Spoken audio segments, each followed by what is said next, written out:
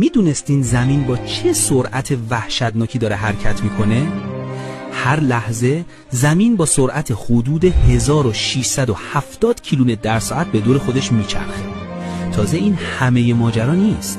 زمین علاوه بر این با سرعت حدود 107,000 کیلومتر در ساعت در فضا حرکت میکنه و به دور خورشید میچرخه.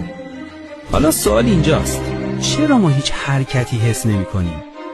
طبق قانون اول نیوتن یا همون اصل لختی، وقتی همه چیز با هم و با سرعت یک نواخت حرکت کنه ما هیچ حرکتی رو حس نمی‌کنیم. یعنی ما، هوا، دریاها و ساختمان‌ها همگی همراه زمین با همون سرعت در حال حرکتی. یه جورایی مثل وقتی که توی هواپیما نشستی و با سرعت زیاد در حال پرواز هستی، اما چون همه چیز داخل هواپیما با هم حرکت میکنن تو چیزی حس نمیکنی. قضیه موقعی جالب میشه که اگر در کسری از ثانیه سرعت زمین تنها 1% کم یا زیاد بشه، همه ما نیست و نابود میشیم.